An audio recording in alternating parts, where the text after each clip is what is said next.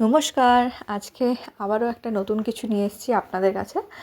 তো আসলে ব্যাপারটা হয়েছে যে চাউ করব ভেবেছিলাম, নিয়ে দেখছি চাউ তো অল্প আছে, নিয়ে ভাবলাম পাস্তা করি, পাস্তাও দেখছি অল্প আছে।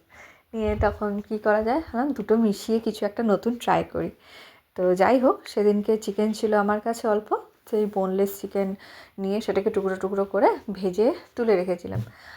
তারপরে দুটো ডিম নিয়েছিলাম, ডিমটাকেও ভেজে তুলে রেখে দিয়েছিলাম। পনির ছিল না, পনির থাকলে আরও টেস্টটা ভালো লাগতো। যাই হোক, নিয়ে তারপরে লঙ্কা দিলাম, সেই তেলের মধ্যেই লঙ্কা কুচি করে দিয়েছি দুটো।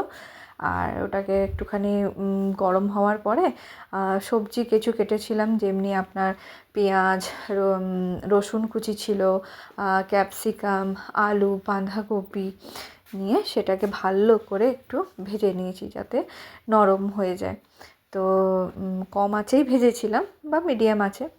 তারপরে একটুখানি আদা, পেঁয়াজ আর রসুন বাটা দিলাম, দিয়ে সেটাকে ভালো করে কষিয়ে নিয়েছি। কষাতে কষাতে ডিম ভাজাটা যেটা তুলে রেখেছিলাম সেই ডিম ভাজাটাকে দিয়ে দিয়েছি। ডিম ভাজাটা দিয়েছি, চিকেনটাকে দিয়েছি যেটা ফ্রাই করে রেখেছিলাম আগে, সেটাকে দিয়ে নুন দিয়ে সামান্য হলুদ দিয়ে ভালো করে একটু নেড়ে চেড়ে ভেজে নিয়েছি, যাতে ভালো করে মশলাটা না সব কিছুর মধ্যেই ভালো করে ঢুকে যায়। তারপরে টমেটো কেচাপ নিয়েছি 1 চামচ, আর কেচাপও নিয়েছি আপনার 1 চামচ। নিয়ে সেটাকে ভালো করে আর একটুখানি কিছুক্ষণের জন্য লো ফ্লেমে একটুখানি নাড়াচাড়া করলাম, যাতে ভালো করে সসগুলো ঘেট খেয়ে যায় সব কিছুর সাথে। তারপরে চাউ আর পাস্তাটা একসাথে আমি সিদ্ধ করে রেখেছিলাম, সেইটাকে দিয়ে দিয়েছি। চাউটা যখন সিদ্ধ করি না, বা পাস্তা যখনই, যেটা দুটোর মধ্যে যেটাই সিদ্ধ করি আমি, সবসময় একটু নুন তো অবশ্যই দিতে হয়, দিয়েওছিলাম। আর তার সাথে একটুখানি তেল দিয়ে দিই, যাতে না চাউটা বা পাস্তাটা একে অপরের সাথে লেগে যায় বা একদম নরম হয়ে যায়। তো আজকে একটু তেলটা কম দেওয়া হয়েছিল, তো তাও অসুবিধা হয়নি সেরকম কিছু।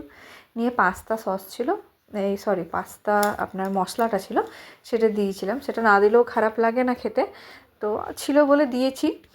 নিয়ে একটা কিউব চিজ ছিল, সেই কিউব চিজটাকেও তার উপর দিয়ে গ্রেট করে দিয়ে দিয়েছি। দিয়ে একদম লো ফ্লেমে কিছুক্ষণের জন্য ঢাকা দিয়ে রেখেছিলাম। তো বিশ্বাস করুন, এত সুন্দর টেস্ট হয়েছিল আর দেখতেও দুর্দান্ত লাগছিল। ঢাকাটা খোলার পর দেখে মনটা ভরে গেল, আমি ভাবিও নি যে এতটা ভালো লাগবে। তো রঙটাও খুব সুন্দর হয়েছিল। আপনারা চাইলে ধনেপাতা উপর থেকে একটুখানি কুচি কুচি করে ছড়িয়ে দেবেন, দেখবেন টেস্টটা আরও ফুটে ওঠে। তো এই দেখুন কেমন লাগছে, ভালো লাগছে না দেখতে? যেমনি দেখতে হয়েছিল তেমনি খেতেও হয়েছিল। আপনারাও একবার ট্রাই করে দেখতে পারেন।